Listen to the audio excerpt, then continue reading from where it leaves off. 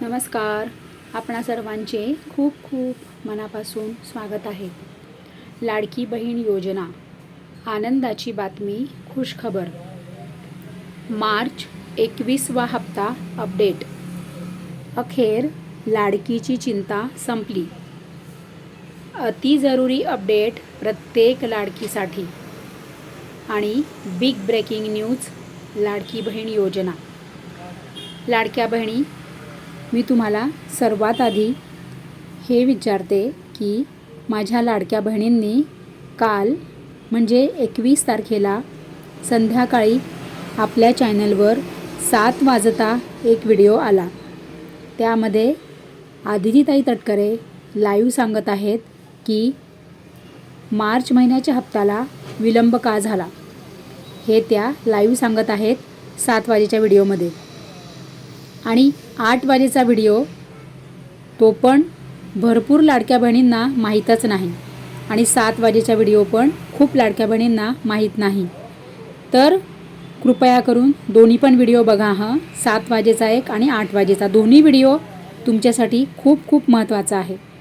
त्यामुळे आठवणीने दोन्ही व्हिडिओ बघा. माझ्या सगळ्या लाडक्या बहिणींना, माझ्या सगळ्या ऑडियन्सला, माझ्या संपूर्ण यूट्यूब फॅमिली, फेसबुक पेज फॅमिलीला तुम्हाला मी विनंती करते, कारण तुमच्यासाठी मी खूप खूप महत्त्वाची माहिती दिलेली आहे दोन्ही पण व्हिडिओजमध्ये. 7 वाजेचा व्हिडिओ आणि 8 वाजेचा व्हिडिओ, कालचा संध्याकाळचा 21 तारखेचा. चला तर मग आपण आता सुरू करूया आजचा व्हिडिओ. लाडक्या बहिणी बघा, आता मार्च महिन्याच्या हप्त्याला लाडक्या बहिणींना विलंब का झालेला आहे.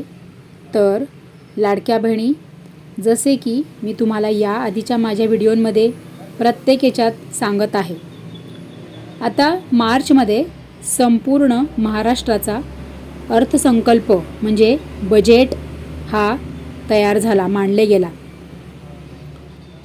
तर या बजेटमध्ये संपूर्ण महाराष्ट्राचा वर्षभराचा हा बजेट असतो. म्हणजे आता तुम्ही म्हणाल जानेवारीपासून तर मग वर्ष सुरू झाले.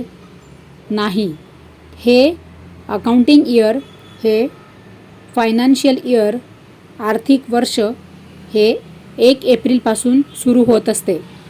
आणि जे व्यवहारामध्ये जे आर्थिक वर्ष जे सुरू होते 1 एप्रिलपासून, जसे की मी तुम्हाला याआधी पण माझ्या व्हिडिओजमध्ये सांगितलेले आहे की 1 एप्रिल 2026 ते 31 मार्च 2027 असे हे आर्थिक वर्ष असते. अकाउंटिंग इयर, फायनान्शियल इयर आणि आर्थिक वर्ष हे कधी सुरू होते, तर हे एप्रिल टू मार्च असते. त्यामुळे हे सर्व आता हिशोब मांडणी सुरू असल्यामुळे लाडक्या बहिणींना मार्च महिन्याचा हप्ता यायला उशीर होत आहे. तर काय म्हणाल्या आदितीताई तटकरे, तर ही जी सायकल असते ही त्याच्यासाठी म्हणजे 15 दिवस तरी सहज त्यामध्ये जातात. जसे की सर्व अपडेट करायला प्रत्येक विभाग असतो, मग तो इन्कम टॅक्स विभाग असेल, सेल टॅक्स विभाग असेल, नंतर कोणतंही क्षेत्र असू दे, म्हणजे आपल्या संपूर्ण सरकारी जे सर्व कामं असतात, हे सर्व सरकारी कामं होण्यासाठी त्याला कालावधी लागतो.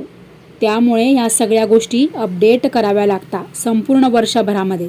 जसे की आता लाडकी बहीण योजनेमध्ये आता या म्हणजे 1 एप्रिलपासून किती बहिणी या पात्र असणार आहेत, किती लाडक्या बहिणींना मार्च महिन्याचा हप्ता द्यायचा आहे आणि किती बहिणींनी KYC केलेली आहे, असे सर्व हे चेक केले जाईल. कारण की आता हे 1 एप्रिलपासून नवीन वर्ष लागलेले आहे. मग आता तुमची जर KYC राहिलेली असेल तर तुम्ही लवकर KYC करून घ्या. वेबसाईट अजून पण सुरू आहे. 30 एप्रिलपर्यंत ही KYC वेबसाईट सुरू राहणार आहे. आणि दुसरे महत्त्वाचे म्हणजे तुम्ही तुमचे सर्व 5ही तुमचे कामं तुम्ही पूर्ण करून घ्या.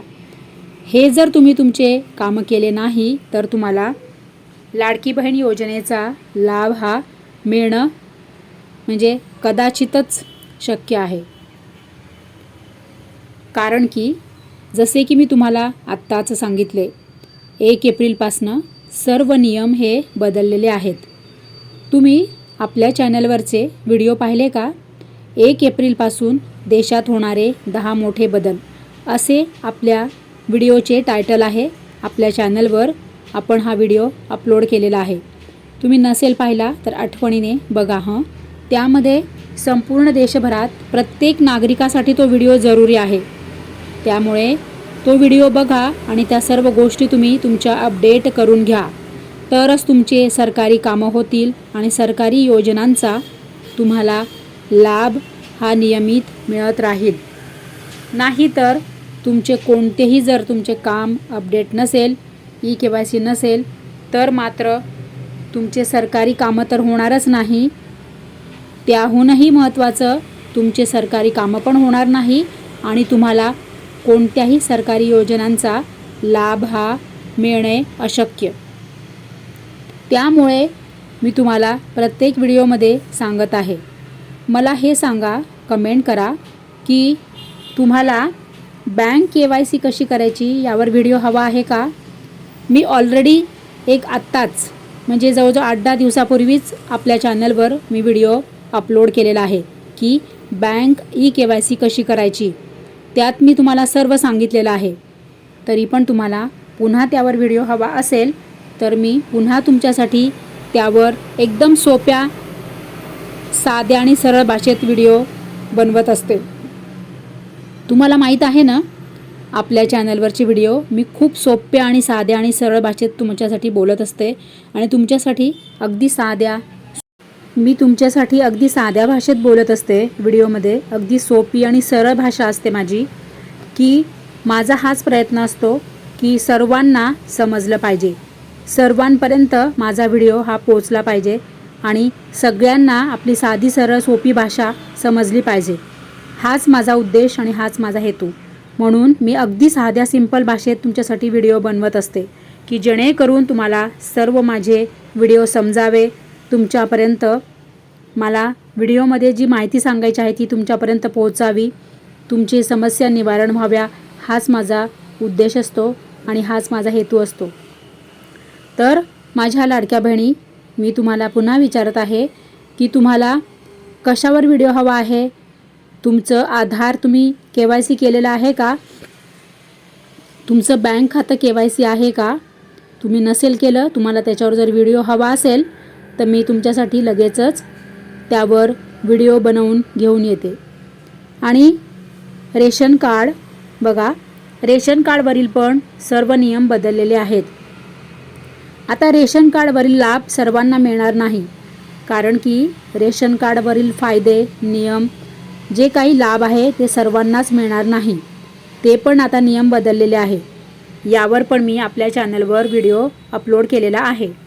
एप्रिल महिना, मार्च महिन्याचं बजेट सादरीकरण झाल्यानंतर साधारणपणे एप्रिल महिन्यामध्ये नवीन आर्थिक वर्षाला सुरुवात करत असताना एक 8-10 दिवसांचा विलंब होत असतो. पण हा रुटीन असतो, हा दरवर्षी होत असतो. त्याच्यामध्ये कारण ते जे ट्रान्झिशन असतं ते त्या निमित्ताने म्हणजे नवीन वर्षाच्या याच्यामध्ये होत असतं. त्यामुळे ते प्रत्येक जो विभाग असतो त्याच्यामध्ये हा मार्च ते एप्रिल जो असतो, मार्च एंडिंग आणि एप्रिल महिना नवीन आर्थिक वर्ष, तर याच्यामध्ये जो काही थोडा ग्लिच असतो 10-15 दिवसाचा, हा रुटीन असतो. मानधन कुठल्या महिन्याचं त्यांचा रखडत नसतं.